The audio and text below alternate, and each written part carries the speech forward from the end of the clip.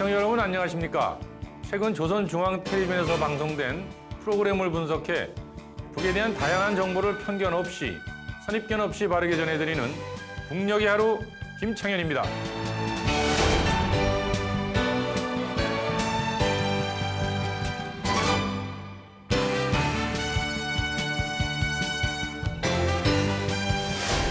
오늘도 우리가 몰랐던 북의 모습, 우리와 다르지 않은 그곳 주민들의 사는 이야기 전해드리겠습니다. 북녘의 하루 이은혜입니다.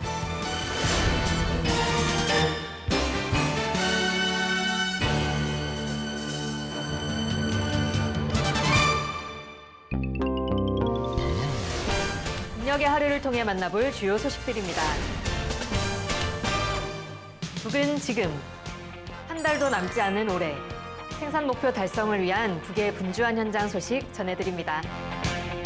우리 것에 대한 애정이 남다른 북, 민족음악 교육 현장을 찾아가 봤습니다. 북의 학생들은 나라에 대한 자부심과 애국심을 어떻게 길러가는지도 함께 보겠습니다. 북녘 돋보기 시간에는 영상에서 만나보던 화려한 평양, 그 건물들을 건설한 설계자들을 만나 북의 건축 사상을 들여다봤습니다. 북의 이모저모를 전해드리는 시간. 멧돼지 어린이가 예뻐지는 약을 찾아 나서는데요. 과연 예뻐졌을까요? 아동 영화 한 편 함께 보시죠. 창의적인 아이디어로 공장의 자랑거리가 되었다는 배정섭 씨를 오늘의 인물에서 만나보겠습니다.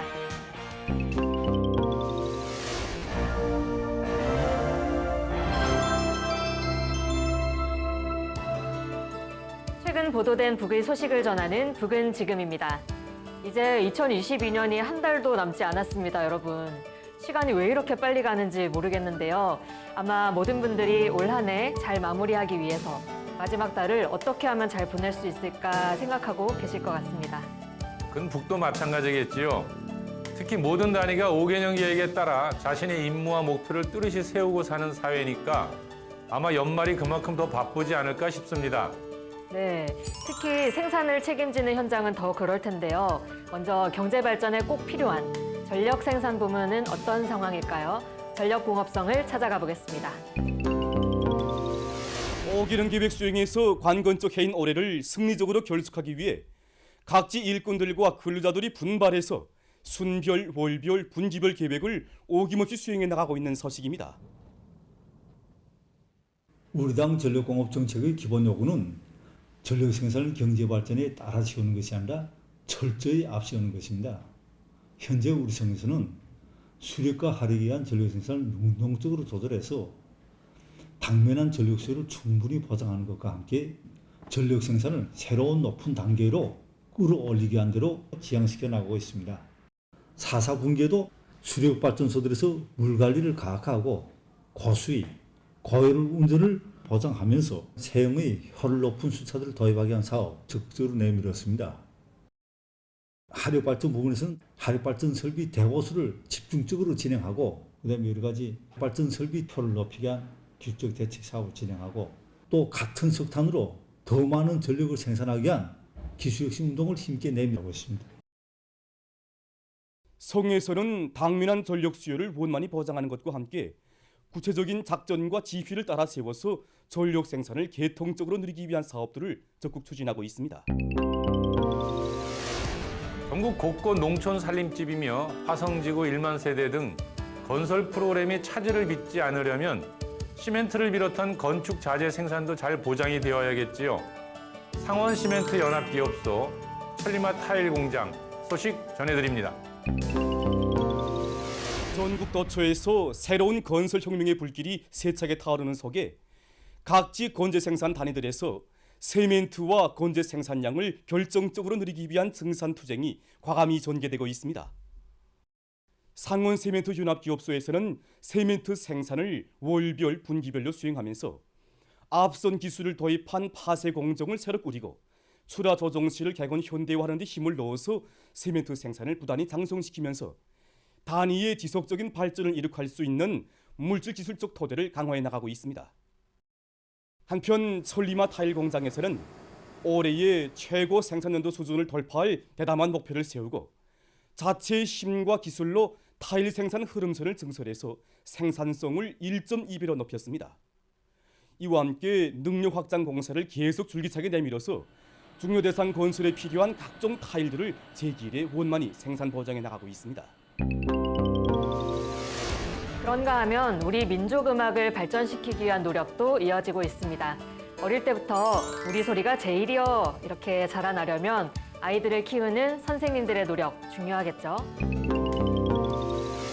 민족 음악을 중시하고 적극 장려할 때 대한 당의 뜻을 받들고 각 교육단위들에서 우리 민족의 귀중한 문화 제보인 민족 음악을 발전시키기 위한 사업들이 활발히 진행되고 있습니다.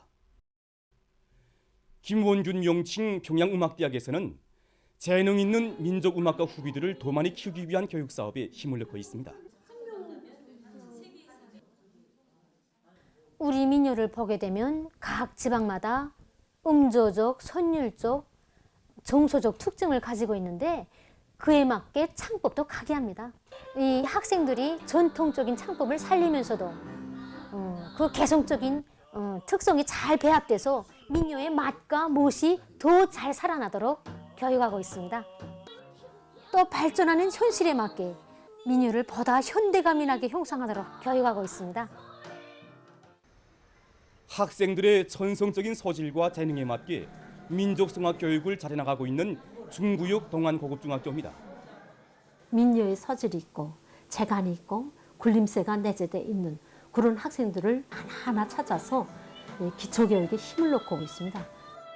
민요 내용에 맞게 선율, 장단 이런 걸 다 잘 타면서 하도록끔 장단이라든가 조선 무용이라든가 총음 시창이라든가 이런 교육을 많이 하고 있습니다. 학생들에 대한 기량 발표 조직도 하고 학급별 안산물 경연도 해서 우리 민요를 더 높은 수준에서 이렇게 형성하도록끔 교육을 하고 있습니다. 중구역 대덕문 유치원에서는 민족 음악을 장려하기 위한 여러 가지 교수 방법들을 적용해서 어린이들이 자기들의 재능을 발휘하도록 하고 있습니다. 저기교육 단계는 우리 어린이들에게 음악적 기초를 닦아주기 위한 매우 중요한 시기라고 할 수 있습니다. 때문에 우리는 민족음악 교육에서 기초로 되는 조선장단에 대해 우리 어린이들이 잘 알 수 있도록 하기 위해서 수업을 여러 가지 방법으로 진행하고 있습니다. 이렇게 해서 우리 어린이들이 오음군과 가야금을 비롯한 악기 연주에서 또 우리 민요를 부르는 데서 우리 조선장단의 멋과 맛을 잘 살리도록 하고 있습니다. 뿐만 아니라 우리 어린이들이 다방면적인 재능을 소유하도록 하기 위한 교수 사업도 다 같이 밀고 나가고 있습니다. 학생들을 나라의 기둥으로 키우려면 우리 전통을 소중히 여기는 것뿐 아니라 나라를 사랑하는 애국심을 심어주는 것도 중요하겠지요. 나라를 상징하는 국기, 국가 등을 아끼는 마음을 강조하고 있는데요. 애국주의 교양 현장도 소개해드립니다. 오늘 우리 인민은 공화국의 역사에서 가장 존엄 있고 긍지 높은 시대, 우리 국가 제일주의 시대에 살고 있다는 끝없는 환희 넘쳐 있습니다.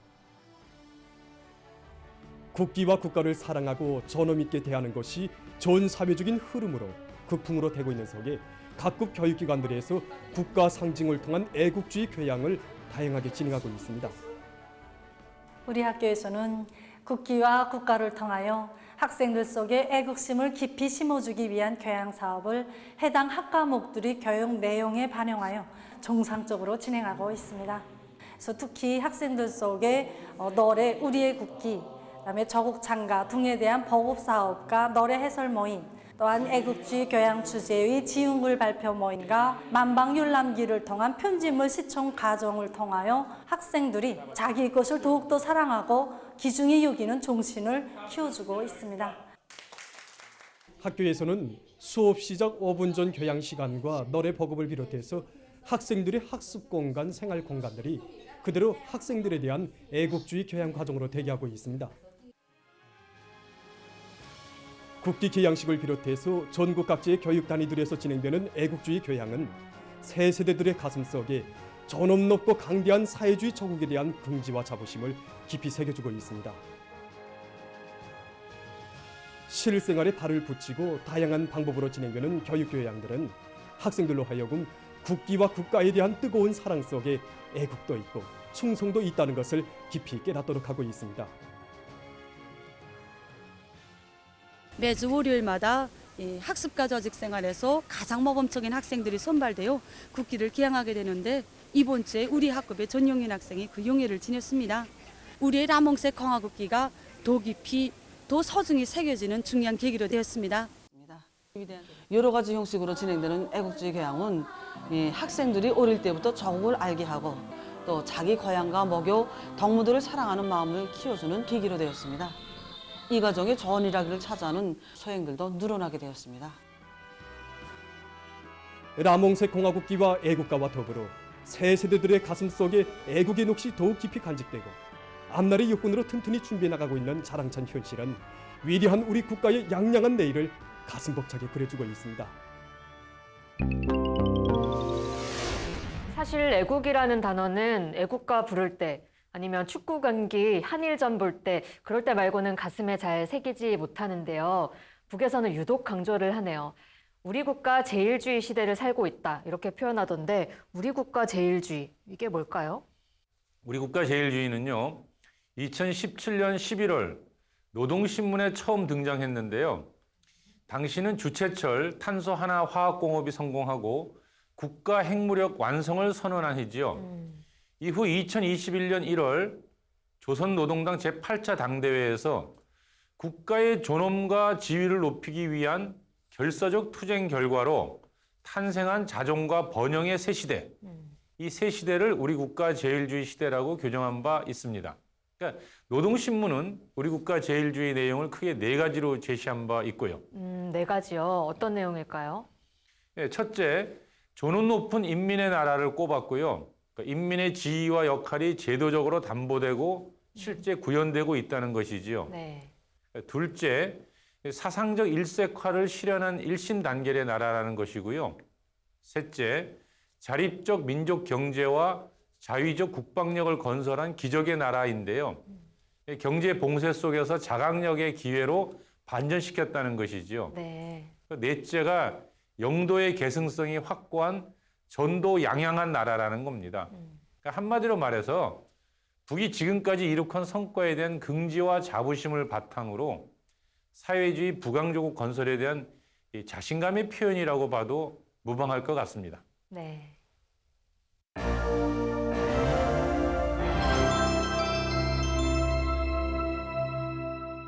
북의 오늘을 구석구석 들여다보는 북녘 돋보기입니다. 1년에 1만 세대씩 지어 올려지는 주택지구들과 새로운 거리, 또 농촌 살림집, 그전에는 류경치과병원, 옥류아동병원에 육아원, 애육원, 문수 물놀이장, 과학기술 전당, 이렇게 다 말로 표현하기가 힘들 정도인데요. 김정은 시대를 여러 단어로 설명할 수 있겠지만 건설의 대번영기, 이 말만큼 잘 어울리는 말이 없는 것 같습니다. 건축은 나라와 한 시대의 국력과 문명을 대표하는 그림이요 조각이라고도 합니다. 우리는 수천 년 전 건축물을 통해 그때의 정치, 경제, 문화를 파악할 수 있죠. 그래서 지금 북의 건축물을 통해 그 사회가 지향하는 문명의 높이와 민중들의 지향을 파악할 수 있는 것입니다. 네, 북은 건축에 있어서도 인민대중 제일주의를 잘 실현해야 된다 이렇게 강조하는데요. 건설의 첫 단계인 설계에서부터 그 정신이 잘 구현이 돼야겠죠.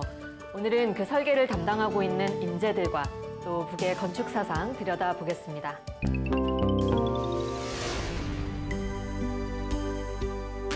우리의 이야기는 여기서 시작됩니다. 성과 거리. 1년 남짓한 기간에 신화적인 속도로 솟아오른 이 거리를 감회 깊이 돌아보는 설계가들의 발걸음이 왜서인지 여기 반원형 고가다리 앞에 와머졌습니다. 그때가 그 2022년 3월이라고 하면 여기 그 성화홀이 준공을 한 달 앞둔 때였습니다.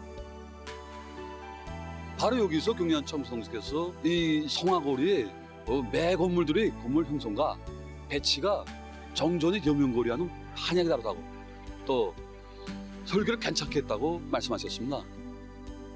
이때 동행하는 한 일꾼이 경리하는 청소동께 우리 설계가들이 건축에서의 비반복성을 살리기 위해서 무척 애를 썼다고 말씀을 올렸습니다. 경리안 청소동지께서는 동행하던 일꾼들을 돌아보시면서 우리가 이제부터 진짜 수도건설이 전기를 창조해야 한다고, 또 한 해 뒤에 건설하면서 우리 건축이 발전하고 변해간다는 것을 건축사에 기록되게 해야 한다고 강조하셨습니다. 그러시면서 우리 설계가들은 설계로 주체 건축사를 써나가는 사람들이며 앞날의 개척자이고 또 22세기 조선의 모습, 평양의 모습을 그려나가는 그런 비서가라고 정말 뜻깊은 말씀을 하셨습니다. 주체 건축사를 쏘나가는 사람들, 앞날의 개척자. 설계가들의 가슴은 격정으로 설레었습니다. 우리가 진행하는 대건설의 매 단계들이 보다 새로운 발전을 위한 창조 과정으로 부단히 갱신되는 문명의 도약 단계로 되어야 한다는 경야는 총비서 동지의 숭고한 뜻을 새겨 안을수록 그들의 가슴 바다에는 추억의 파도가 끝없이 밀려왔습니다. 유명한 설계가들 치고 거의가 다 우리 대학 졸업생들입니다. 그들이 가슴속엔 자기들이 목요에 경의하는 총피동지를 대학의 명예총자로 높이 모신 2013년 11월 26일이 이야기가 소중히 간직되어 있습니다. 그날은 우리나라 건설 역사에서 처음으로 되는 제1차 건설부문 일꾼 대강습을 며칠 앞둔 날이었습니다. 그날 경의하는 총피동지께서는 계획 부분이 어느 단위를 먼저 현지 지도할 것인가를 많이 생각하다가 평양 건축대학이 사회주의 문명국 건설에서 중요한 자리를 차지하고 있기 때문에 여기에 나왔다고 하시면서 대학의 여러 곳을 돌아보시면서 뜻깊은 작업을 남기셨습니다. 그날 미술 실기실에도 들으셔서 우리 학생들이 그 석사를 그리는 모습도 봐주시면서 앞에 앉은 두 학생은 형태와 자세를 비슷하게 뽑았다고, 뒤에 앉은 학생은 석사 대상의 특징을 비슷하게 뽑았다고 평가도 해주시면서 그 인물 석사는 그리는 사람의 그 관습적 특징을 정확히 뽑는 것이 중요하다는 묘리도 가르쳐 주시면서 그 건축가는 그림을 잘 그려야 한다고, 그러자면 공간 표상 능력과 형태와 비례, 색에 대한 감각이 있어야 한다고 하나하나 가르쳐 주셨습니다. 정말 우리 대학생들이 설계탁에서 문명국이 내일이 그려진다는 것을 명심하고 시간을 아껴가면서 배우고 또 배우라고 하신 경리안 총피동지 그날의 말씀은 우리 대학 교직원 학생들의 가슴속에 깊이 새겨져 있습니다. 저도 역시 평양건축대학 졸업생입니다. 우리들의 가슴속에는 멈춰 먹여를 찾아주시어 미술 강의도 하여주신 경리안 총피동지의 자유로운 영상이 늘 간직되어 있습니다. 제가 대학을 졸업하고 여기 백수산 건축연구원에 배치받아 일하기 시작한 1년 5간에 경리안 총피동지께서 우리 연구원을 두 차례나 찾아주셨습니다. 바로 2016년 7월과 2017년 3월이었습니다. 그때 경리안 총피동지께서는 설계가들은 사회주의 화원을 가꾸어 나가는 원의사들이라고 우리 백수산 건축연구원의 설계가들이 당에서 마련해준 준마의 거피를 든든히 틀어지고 10년을 1년으로 주름잡아 내달려야 한다는 믿음을 안겨주셨습니다. 바로 그날 경의하는 총비서 동지께서는 우리 설계가들은 설계 도면에 찍는 점 하나, 선 하나에도 노동당 시대의 사회주의 문명, 인민의理想과 꿈을 그대로 담을 줄 아는 애국적인 미술가, 창작가가 되어야 한다는 뜻깊은 말씀을 하셨습니다. 위대한 스승의 강의는 이렇게 끝없이 이어지고 있었습니다. 나라의 방방곡곡 일떠서는 건축물들마다에서 설계가들은 시간과 장소의 제한을 받지 않는 이 세상 제일 귀중한 강의를 계속해서 받고 있었습니다. 그들에게 세계를 보는 눈을 틔워주고 수준을 높여주시려 기회가 있을 때마다 중요한 자료들을 내려보내주시고 바람 세찬 건설장에서 손수 그림까지 그려가시면서 귀중한 시간을 바쳐주신 그이는 정녕 우리 설계가들의 위대한 스승이시였습니다. 친히 지도해주신 문수물놀이장 형성안만 해도 113건, 료명골이 형성하는 수십 차에 걸쳐 1390여 건, 삼지연 씨를 남들이 흉내조차 낼 수 없고 모든 면에서 현대적인 지방도시의 면모를 훌륭히 갖춘 본보기로 꾸리기 위해서 지도해 주신 흉성한만 해도 무려 11,360여 건.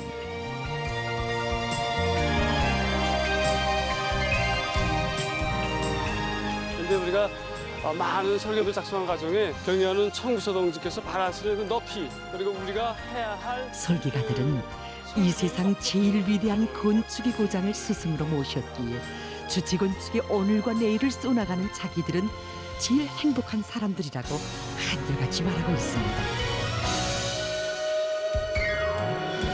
주치건축사를 쏘나가는 사람들, 앞날의 개척자, 22세기 평양의 모습, 조선의 모습을 그려내는 미술가. 정녕 여기에는 우리 설계가들을 세월을 앞당겨가는 현대문명의 창조자, 앞날의 개척자로 내세워주시며 우리 인민을 보다 문명하고 아름다운 내일에로 인도해 주시려는 인민의 위대한 어버이의 응심 깊은 사랑의 세계가 그대로 어려 있었습니다.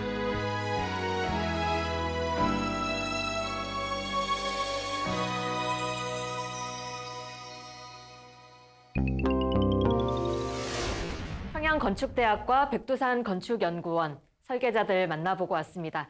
일단 설계자들 얘기 나누기 전에 김정은 총비서가 문수물놀이장은 113여 건, 그러니까 설계 도면을요. 여명거리는 1,300건이 넘게 받고 삼지연 씨는 무려 11,360여 건이나 직접 설계 도면을 봤다, 이런 얘기가 나와요. 이게 열이도 열이지만 좀 그쪽 분야에 일가견이 있나 봐요. 예, 이 김정은 총비서가 우리가 오늘 본 그 평양건축대학의 명예총장을 맡을 정도로 관심이 대단히 높습니다. 네. 혹시 기억나시나요? 그 평양동물원의 입구? 호랑이 입 쩍 벌리고 있는 그거요? 네, 맞습니다. 그거를 이제 김정은 총비서가 직접 기획 설계했다라는 것인데요. 네. 그러니까 한마디로 말하면 이런 거죠. 좀 매력적인 건축물을 만들어야 한다라는 정신인데, 이 이용 대상들의 연령대, 그들의 심리 조건을 활용한 건축 설계를 대단히 강조한다는 거예요. 그러니까 이제 그렇게 놓고 본다면은 김정은 총비서가 이 건축 설계에 대한 그 관심, 또 이제 공부, 뭐 사색이 굉장히 깊다라는 걸 알 수가 있겠죠. 최고 지도자가 이렇게 꼼꼼히 보고 심지어 전문적인 견해까지 있으면 그 분야 일꾼들이 좀 부담스럽고 그럴 것 같은데요. 이런 설계자 일꾼들을 키우는 학교겠죠. 뭐 김정은 총비서가 명예총장까지 하고 있다는 그 평양건축대학, 어떤 학교예요? 예, 평양건축대학은 그 건설 분야, 건축 분야에 있어서의 이제 인재를 양성하는 국립대학인데요. 네. 원래 처음 시작할 때는 김책공업종합대학의 토목공정학부로 출발을 했어요. 그랬다가 이제 53년도에 가서 평양건설건재대학으로 이제 분리되었는데 이게 2014년도에 와서 이제 평양건축대학으로 승격이 되었죠. 그럼 김정은 시대에 와서 그 위상이 좀 높아진 걸로 보이는데요. 이 학교 졸업생들은 거의가 그 백두건축연구원 거기로 진출하는 것 같던데 그곳 역시나 건축계에서는 대표적인 기관인 거죠? 예. 그러니까 이제 건축 설계나 도시 설계를 담당하고요. 그리고 이제 조경, 그리고 그 건자재 이런 것들을 연구하는 곳이죠. 이 연구원은 이제 전후 복구 시기에 처음에 이 도시 설계를 담당하는 자그마한 소규모의 이 설계 사무소로 출발했다고 합니다. 그 시기라면 굉장히 그쪽 분야의 기술이나 인재가 많이 필요할 때니까요. 그렇죠. 그러면서 이제 1982년도에 설계 연구소로 확장되면서 오늘날의 모습을 갖추게 되었는데요. 사실 이제 북에서 좀 유명한 건축물들, 우리가 잘 알고 있는 여러 가지 기념비적인 건축물들은 전부 다 이곳 연구원에서 설계했다고 봐도 과언은 아닐 겁니다. 그리고 거기에 이제 평양건축대학도 같이 결합해서 이 교수들, 연구사들이 함께 설계를 했다, 이렇게 보면 좋죠. 아까 영상에서도 보니까 송화거리 건축을 담당했던데요. 예, 뭐 송화거리뿐만 아니라요. 이제 북에서 알아주는, 예를 들어서 그 창전거리라든지 또는 은하과학자거리, 또 위성에 있는 그 과학자 주택, 좀 미래과학자 거리, 뭐 거기다 또 최근에 삼지연시를 만들어낸 것도 그렇고요. 또 화성세대 1만 그 세대 짓잖아요. 거기도 그렇고 연포 온실 농장까지 그야말로 뭐 전부 다 이 연구원에서 설계했다라고 봐도 좋습니다. 야, 지금의 평양을 디자인한 주체였다. 이렇게까지 말할 수 있을 것 같은데요. 그 역할이 꽤 높아 보입니다. 특히 김정은 시대에 와서는 워낙 건축 분야가 일이 많고 또 강조가 되다 보니까 이 연구원의 역할도 그만큼 중요할 것 같고요. 예, 맞습니다. 근데 사실 김정은 총비서의 관심도 대단히 높지만 그 선대에 있었던 지도자, 그러니까 이제 김일성 주석과 김정일 위원장의 이 건축 미학에 대한 관심도 대단히 높았어요. 근데 이제 그 두 지도자의 가장 강조점은 주로 이제 민족적 색채에 대한 관심을 많이 표현했었는데요. 예, 당시에 이제 지어진 건물 중에 보면 이제 인민대학습당이라든지 또는 인민문화공원 같은 경우 보면 왜 현대적 기와지붕을 이렇게 맞아요. 얹어놨잖아요. 그리고 또 당시에 주체탑, 또 개선문 이런 거는 이제 그 우리나라의 석탑 건축 기법을 현대적으로 이제 재해석해서 이렇게 적용을 시켜놨다라고 볼 수 있죠. 그럼 훨씬 이전 선대 지도자들부터가 건축에 일가견이 있었다 이렇게 보여지는데요. 그 저도 평양 시내를 보다 보면 그 기와지붕이 제일 인상 깊더라고요. 거기에 김정일 위원장은 비반복성의 원칙을 대단히 강조했었습니다. 그러니까 이제 건축하시는 분들이, 설계하시는 분들이 이제 다른 나라 것을 이제 흉내낸다거나 뭐 비슷하게 만들려고 한다거나 하는 것을 아주 질색하고 싫어했거든요. 네, 그 비반복성 그거는 지금도 많이 강조되고 있는 것 같던데요. 최근에 뭐 송화거리도 그렇고 연포 온실농장의 살림집들 보니까 똑같은 건물 하나도 없이 다 개성 있게 다 제각각으로 만들었잖아요. 그렇죠. 그러니까 그 당시에 김정일 위원장이 강조했던 그 유사성 금지의 원칙이 지금까지 쭉 이어져 내려오고 있는 것이다 보면 좋겠죠.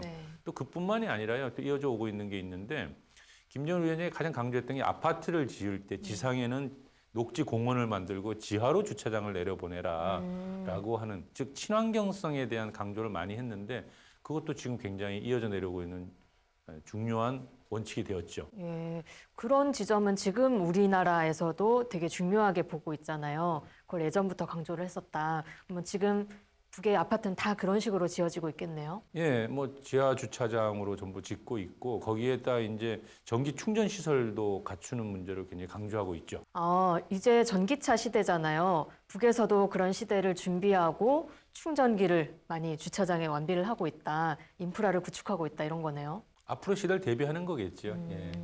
그러면 김정은 시대와 그 이전 시대가 구분되는 일종의 건축 조류라고 해야 될까요? 혹은 조금 더 강조되는 부분이 있다면 어떤 걸까요? 뭐 굳이 그 차이를 둔다고 하면은 편의성, 실용성 이런 데 좀 더 방점을 찍는 게 아닐까 이런 생각은 좀 듭니다. 건물에 있어서의 실용성. 예.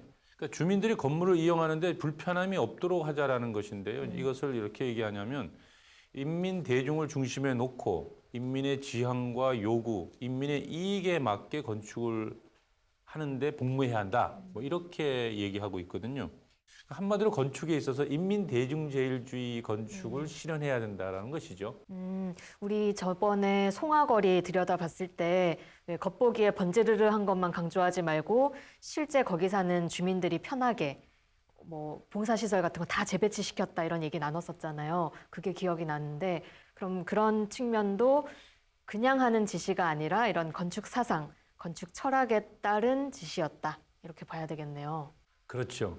그러니까 북에서는 이렇게 얘기하는 거예요. 건축은 나라의 면모를 종합적이고 직관적으로 표현한다. 그래서 건축물에는 반드시 사상성이 녹아 있어야 한다. 이렇게 얘기하거든요. 근데 건축물에 사상성이 녹아져 가는 거는 어떻게 하는 거죠? 뭐 건물마다 구호 붙이는 이런 게 일환일까? 그 표를 붙이는 것도 그 사상성을 표시하는 한 일환이라고도 할 수 있습니다. 그래요? 그냥 찍은 건데 어쩐지 건물마다 뭐 자력갱생, 자주, 뭐 단결, 인민에게 복무함 이런 구호들 엄청 많이 붙어 있잖아요. 그렇습니다. 그게 그냥 붙인 게 아니라 그것도 일종의 건축 사상이자 철학이다. 그럴 줄은 몰랐네요. 그러니까 그런 표들이 온 거리에 많이 있게 되면 사람들이 많이 보게 되잖아요. 그러면 어떻게 되겠어요? 자연스럽게 이제 정치성이 넘쳐나고 이 거리 전체가 이제 교양의 마당이 된다라는 거예요. 온 나라에 이제 전진의 기상이 넘쳐난다. 뭐 이렇게 표현을 하고 있는 것이죠. 그래서 이제 설계 단계에서부터 구호를 대단히 고심한다고 합니다. 그럼 설계자들이 그림만 잘 그린다거나 도안만 잘 만드는 게 아니라 이런 부분까지 고려를 해야 된다는 거예요. 좀 한두 가지 일이 아닐 것 같은데 그러면 이 구호를 붙이는 거 말고 또 어떻게 하면 건축물에 사상성이 부여되는 걸까요? 예, 뭐 예를 들자면 말이죠. 북에는 이제 아주 기념비적인 건축물들이 최근에 많이 만들어졌잖아요. 네, 뭐 삼지연시도 건설되고 계속 언급한 송화거리도 그렇고요. 네, 그렇죠. 근데 이 시기가 어떤 시기냔 말이죠. 지금 이제 코로나19로 엄청 고통 겪으면서 또 이렇게 봉쇄되어 있는 상황이잖아요. 그리고 또 경제가 제재를 받으니까 또 봉쇄되어 있는 상황이고 거기에 또 자연재해가 2020년부터 매년 많이 일어났어요. 그러니까 북에서는 이 시기를 뭐라고 하냐면 삼중고를 겪고 있다 이렇게 표현하거든요. 근데 이렇게 힘든 시기에 건축물들이 지어진 거예요. 그러니까요. 저도 그거 보면서 아이고 먹고 살기도 힘들 텐데 무슨 건물이 저렇게 많이 지어질까 한편으로는 걱정되기도 하고 한편으로는 신기하기도 하고요. 바로 그 지점인 것이죠. 그러니까 이렇게 어렵고 힘든 시기에 경루동도 지었고요. 또 삼지연시도 지었고 아주 이 송화거리도 완성을 한 거잖아요. 이건 뭐냐면 어려운 시기에도 우리가 국가가 갖고 있는 저력과 잠재력을 아낌없이 보여주고 있는 것이다. 예, 살아가는 모든 곳에서 사상을 무척 강조하고 있으니까요. 참 우리와 달라도 많이 다른 것이지요. 시청자 여러분도 북의 건축물을 들여다볼 때 과연 어떤 사상과 당의 정책이 녹아 있을지 유심히 한번 보시기 바랍니다. 북을 이해하는 데 상당히 도움이 될 것 같군요. 이상 북의 구석구석을 들여다보는 북녘 돋보기였습니다.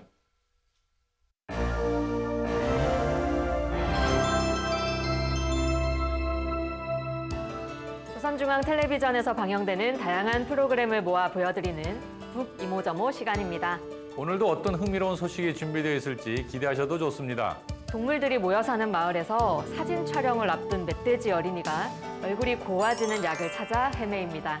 과연 멧돼지는 그 약을 찾을 수 있을까요? 그럼 제가 고와지는 약에 대한 얘기를 해주겠어요.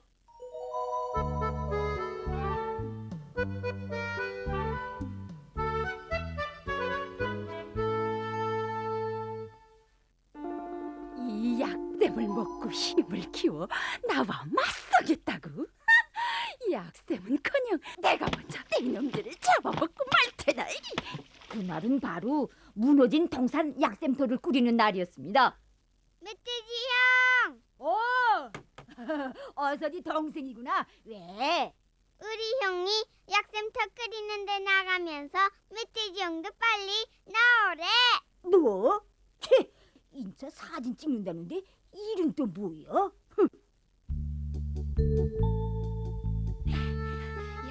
누가 이 약샘터를 이렇게 메워놨을까? 여우놈이 한 짓이 틀림없어. 그놈을 빨리 동산에서 쫓아내야 할 텐데. 참, 우리가 동산을 내 전의를 한다고 사진 찍어주겠다고 했지? 우리 이 약샘터를 잘 끓여놓고 이 자리에서 이렇게 하고 사진 찍자. 그래.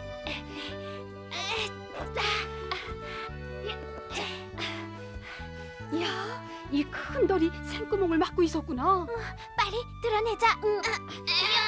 영자, 영자. 다시 한번. 영자. 덜을 깨보자. 예. 내가 좀 해보자. 예. 예. 좀 깨지라. 야. 야, 우리 힘으로는 안 되겠어. 센 멧돼지가 있어야 될 텐데 멧돼지는 왜 안 나올까? 야, 동생을 보냈는데. 겁수라, 내가 집에 갔다 오겠어. 자, 멧돼지야, 멧돼지야. 아니, 일하러 나오라는데 어디 가서? 아, 맛있다. 야, 벌딱이에 털털살이 텅텅 얼라야 사진이 맛있게 돼갔는데. 아이고. 이거 정말.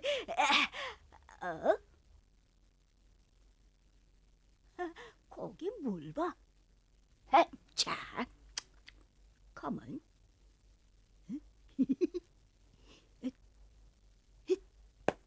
아가. 무슨 책 보니? 멧돼지 형은 아직도 약샘터 끓이는데 안 나갔나? 좀 보자. 싫어. 좀 보자. 내 거야. 보고 줘. 아가. 요거? 그거 재밌는데. 영차. 달라. 영차. 형. 많이 쓰라. 보고 줘요. 달라. 어서 이거.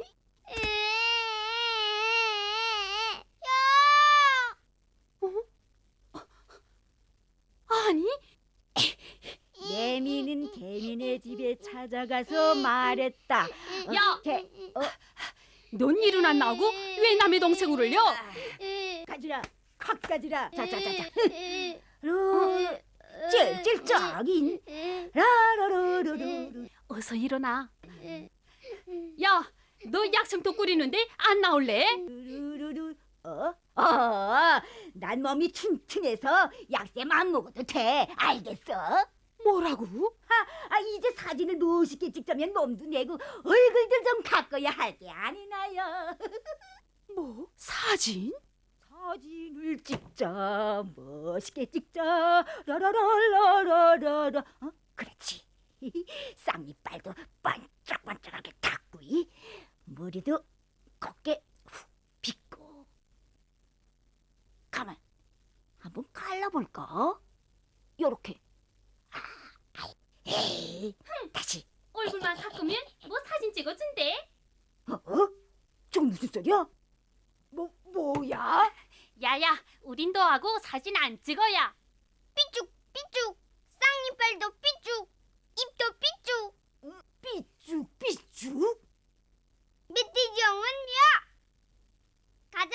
응. 그거 정말 생긴 것처럼 밉다니까. 삐쭉이 같은 거. 뭐? 밉다고? 같이 사진도 안 찍겠다고? 내가 밉게 생겼단 말이지? 멧돼지 형은 야. 쌍이빨도 삐쭉. 입도 삐쭉. 하긴 겁술이랑 오소리는 곱게 생겼는데 난 왜 이거 쌍이빨이랑 삐쭉 나은 거 밉게 생겼을까 이거. 야, 정말 속상하다. 나도 고아질 수는 없나?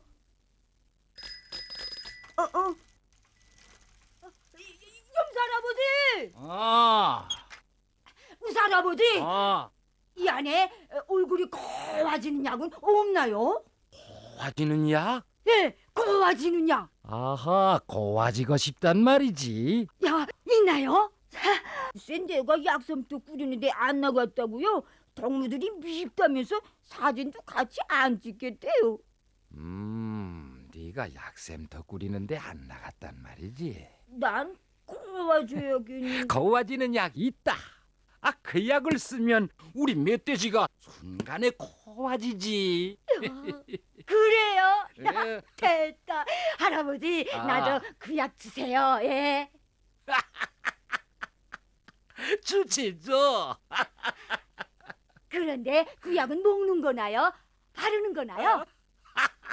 그 약은 먹는 것도 아니고 바르는 것도 아니고 흘리는 거다.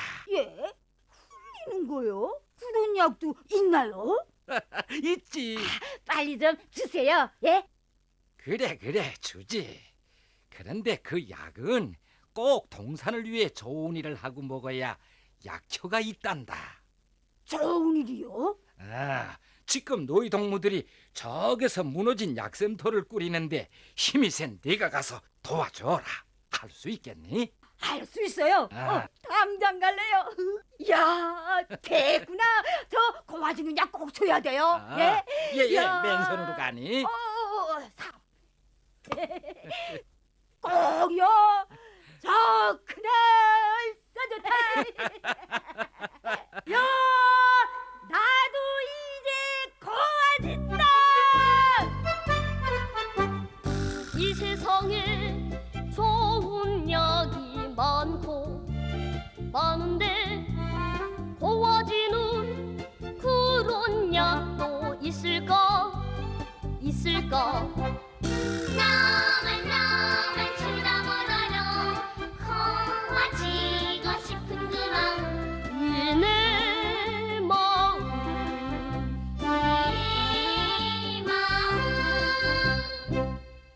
얘들아!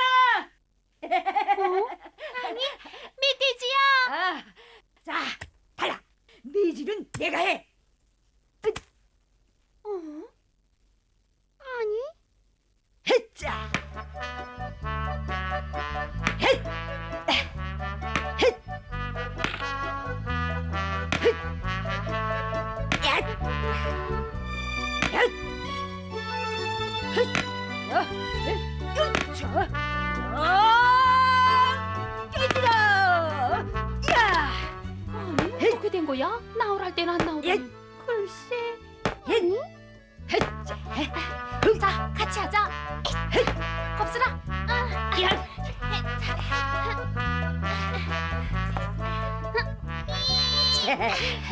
비키라. 내가 해. 했자.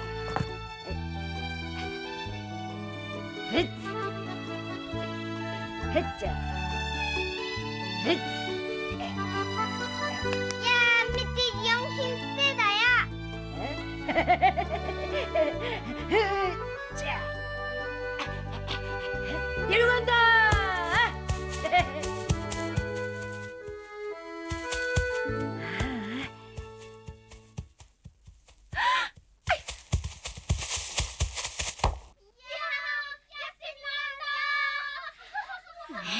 저놈들이 나타났구나.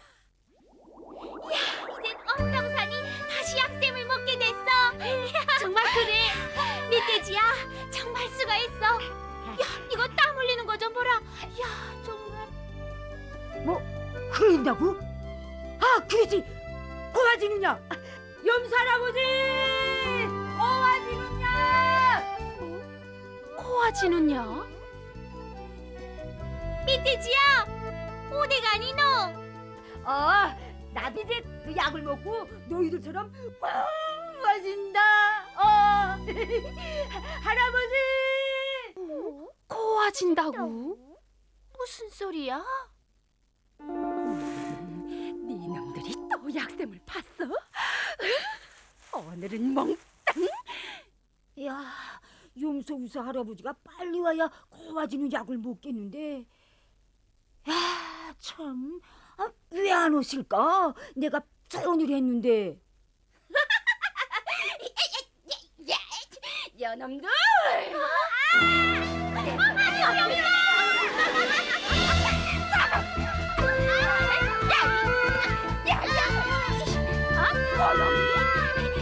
어디 도망쳐?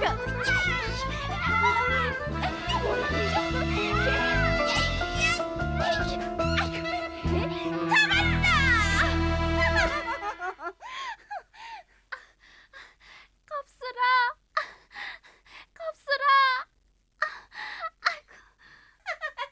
새놈 잡았다. 멧돼지야.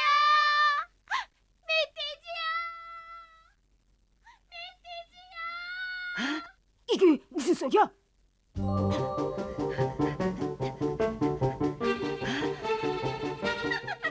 몽땅 잡혔지. 요리? 배불리 먹게 됐구나. 짜라. 아니, 그놈아! 그놈아!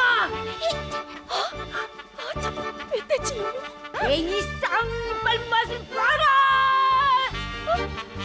야!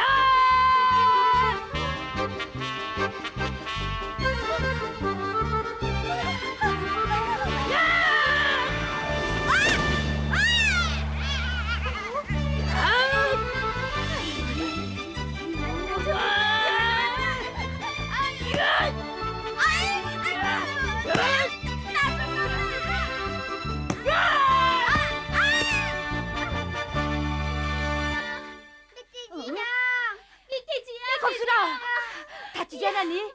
멧돼지 형 쌍이빨 맛있어. 그래. 잘해.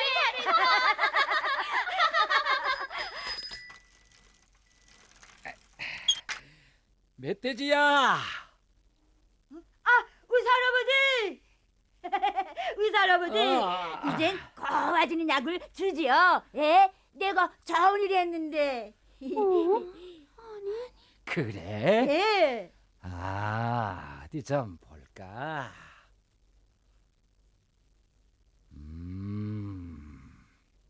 넌 벌써 고와지는 약을 먹었구나. 예? 내가 고와지는 약을 먹었다고요? 그래, 먹었다. 안 먹었는데. 먹었다. 고와지는 약이란 뭐겠니? 그건 바로 동산과 동무들을 위해 흘리는 땀이고 바치는 마음이다. 에? 동산과 동무들을 위하는 마음? 그럼. 그래, 너희들 지금 멧돼지가 고우냐 미우냐? 고와요. 그거 보려. 모두가 늘 곱다고 하지 않니? 내가 곱다고? 야, 이거. 멧돼지야. 얘들아. 멧돼지야. 우리 멧돼지를 가운데 넣고 사진 찍자.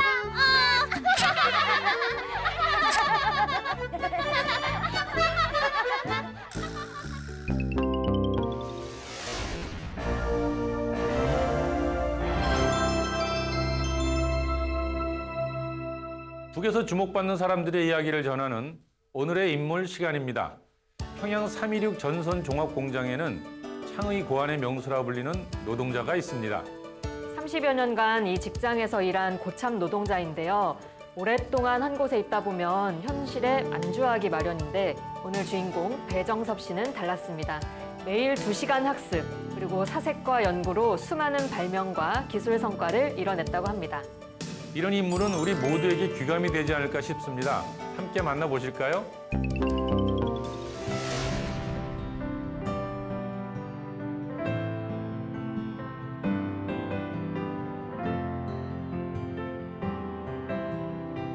배정섭 동지는 30여 년간을 한 직종에서 묵묵히 일하고 있는 성실한 근로자입니다.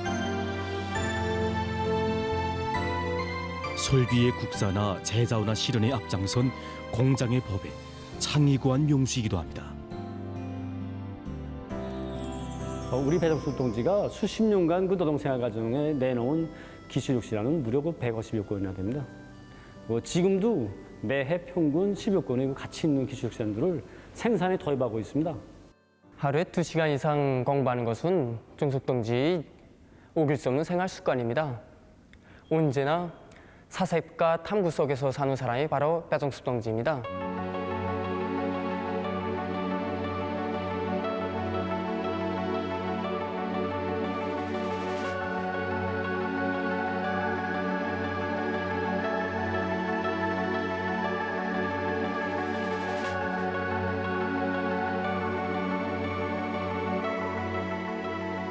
당시 저는 공장에서 일하면서 평촌공업대학에서 배우고 있었는데 정작 침상에 매일 몸이 되다 보니 모든 것을 단념할 수밖에 없었습니다. 그때 김옥주 담임 선생님이 병원생활 좋은 기간 명절날, 일요일날 따로 없이 저를 찾아와 힘과 용기를 주곤 하였습니다. 수십 년 세월 힘겨울 때마다 담임 선생님이 그 당부를 되새겨가며 나에게 지는 마음을 다잡곤 했습니다.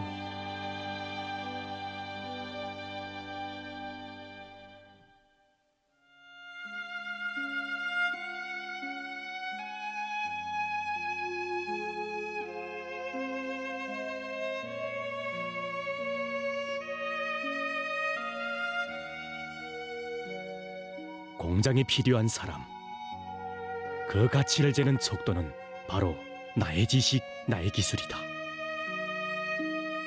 그의 책상 위에는 하나둘 책들이 쌓이기 시작했고 그의 집 창가에서는 밤늦도록 불빛이 꺼질 줄 몰랐습니다.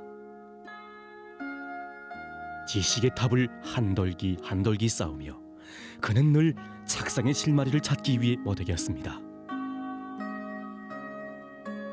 공장의 기술자들과 직장 일꾼들에게서도 배우고 오랜 기능공들의 방조도 받으며 창조적 사색을 물이켜갔습니다. 부단한 사색과 탐구는 끊임없는 착상을 낳게 했습니다. 그간에 넣은 수많은 창의 고안은 국가에 적지 않은 이득을 주었습니다.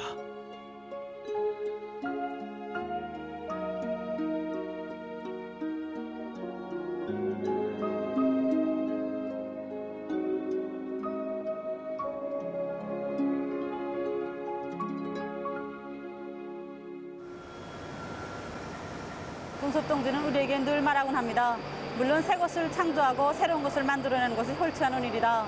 하지만 누구나 주인다운 자각을 가지고 높은 책임감을 발휘한다면 새로운 창의관을 할 수 있다.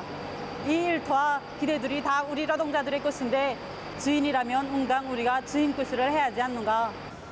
평범한 노동자가 모두가 존경하고 공장이 또받드는 법외로 될 수 있는 데는 배정섭 동지 불같은 열정과 사색을 떠나서는 생각할 수 없다고 생각합니다.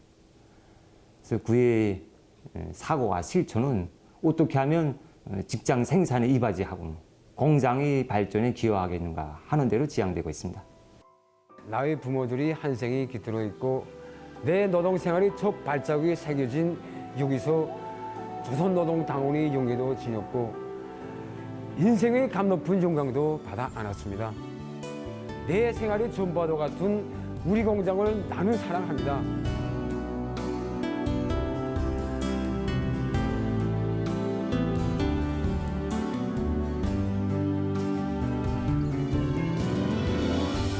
높은 지식과 기술로 시대의 단상에 오른 성실한 근로자. 그의 모습은 말해주고 있습니다.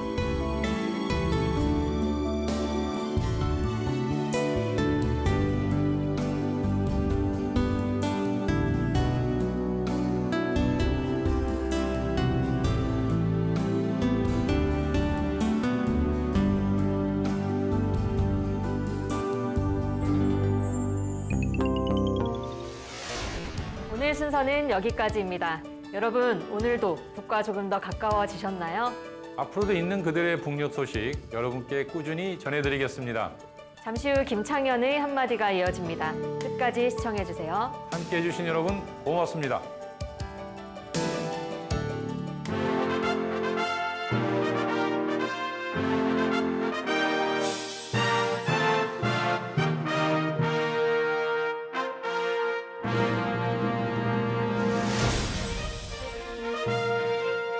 평양을 가본 분들은 여기저기 서 있는 웅장한 건축물들을 보며 깜짝 놀랍니다. 하나를 만들어도 정말 좋은 곳에 자리 잡고 크고 넓게 만드니까요. 김일성 광장, 인민대 학습당, 주체탑, 개선문, 3대 현장 기념탑 등 헤아릴 수 없을 정도로 많은 건축물이 세워져 있지요. 또한 최근 들어 짓는 모든 아파트는 그야말로 예술성이 뛰어난 작품이라 해도 과언이 아닙니다. 건축은 시대를 대표하는 최고의 예술이라고 합니다. 건축만큼 강력한 언어가 없고 생생한 그림이 없다는 말인데요. 건축은 나라의 국력과 문명을 대표하는 그림이요 조각이라 할 수 있을 겁니다.